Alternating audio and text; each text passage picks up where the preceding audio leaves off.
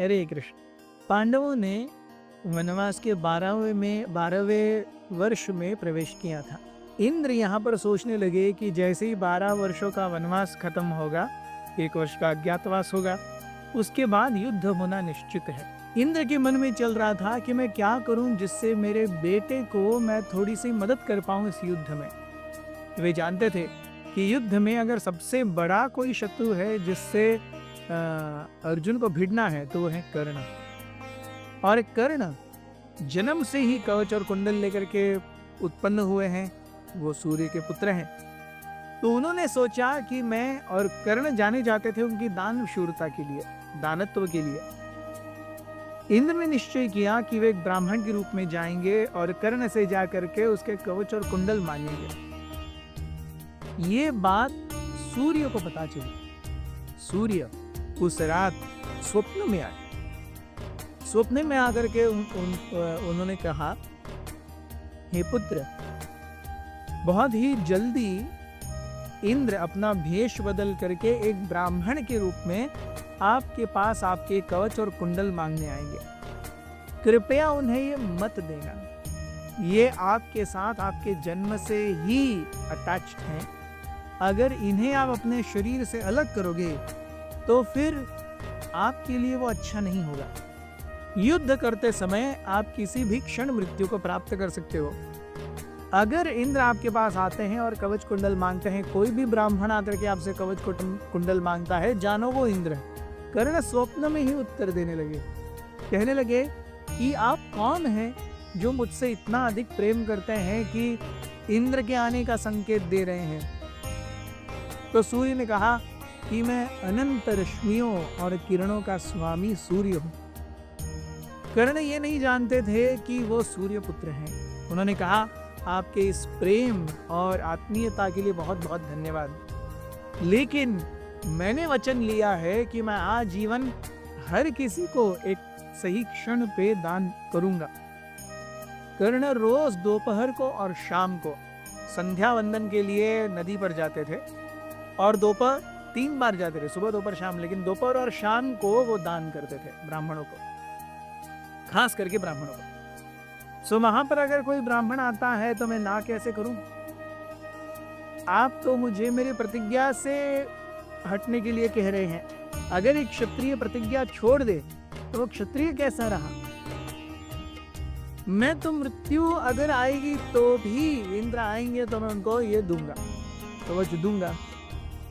तो सूर्य ने कहा कि देखो पुत्र, इस प्रकार से भावावेश में की गई प्रतिज्ञाएं अच्छी नहीं होती।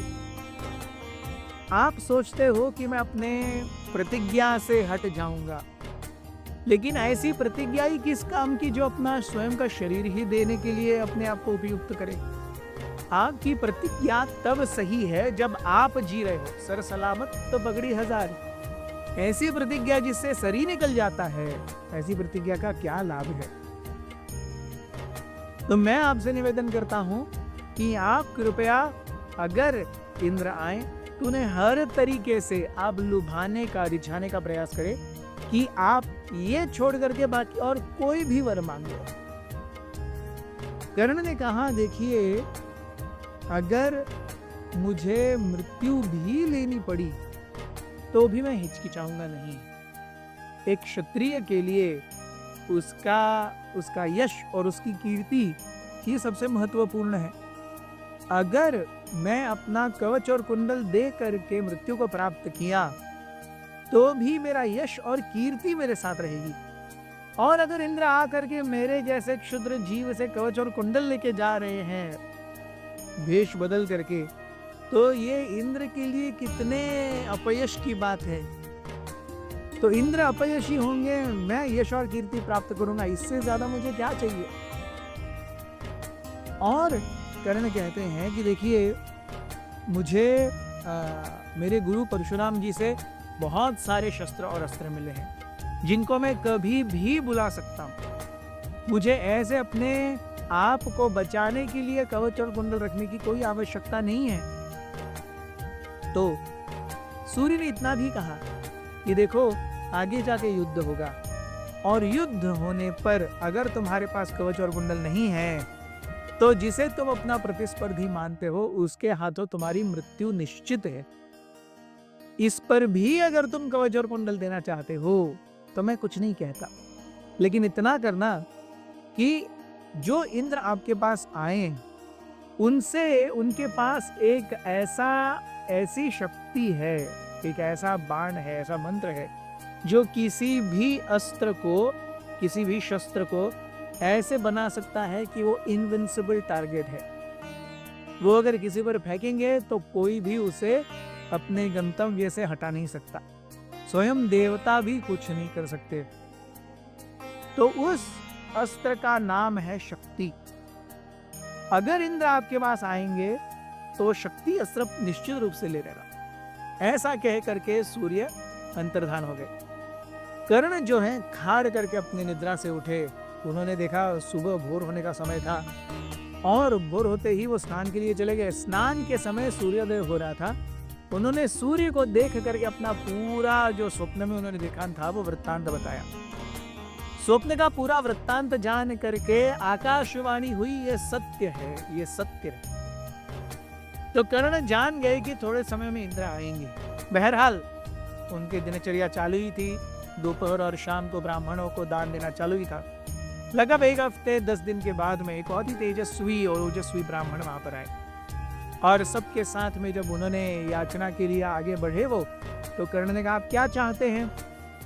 तो उस ब्राह्मण ने कहा मुझे आपका कवच और कुंडल चाहिए।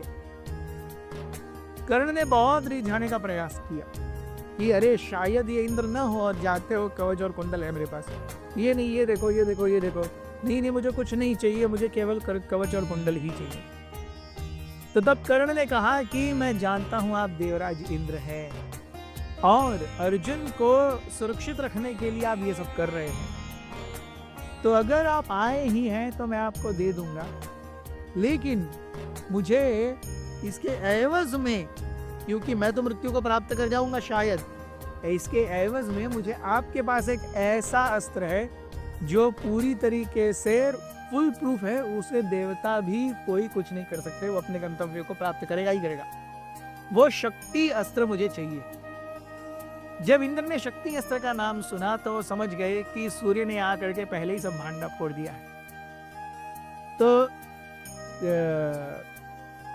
सूर्य ने कहा ठीक है, मैं दे दूंगा, मैं आपको शक्ति अस्त्र दे दूंगा। ये इतना पावरफुल अस्त्र है कि ये जब भी किसी के ऊपर छोड़ा जाएगा तो वो धरती, अग्नि, धरती, आकाश, पाताल सभी तरीके से कहीं से भी अपने टारगेट को अचीव करेगा और फिर मेरे हाथ में आ जाएगा या यूजर के हाथ में आ जाएगा।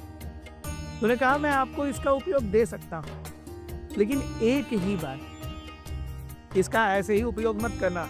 अगर अपने जीवन के ऊपर बहुत ही ज्यादा उद्वेगित प्रसंग प्राप्त करते हो किसी युद्ध में, तब एक बार आप इसे चला सकते हो और चलाने के बाद में वो आपके नहीं मेरे हाथ में वापस आएगा। मंजूर है? बोले मंजूर है। अगर ये शक्ति अस्त्र मेरे पास कायम नहीं रहेगा तो मुझे फिर कवच कुंडल देते समय एक और वरदान दीजिए कि कवच काटते समय मेरे शरीर पर जो घाव होंगे वो घाव तुरंत ही निकल जाएंगे और मेरा शरीर फिर से युद्ध करने के लिए सुस्थाई हो जाएगा। तब सूर्य ने कहा, इंद्र ने कहा ठीक है। इंद्र ने कवच और कुंडल धारदार तलवार से काट दिए और कवच और कुंडल इंद्र ने ले लिए। इंद्र चले गए और कर्ण का जो शरीर था वो सुस्थिर हो गया। बहुत बहुत धन्यवाद। हरे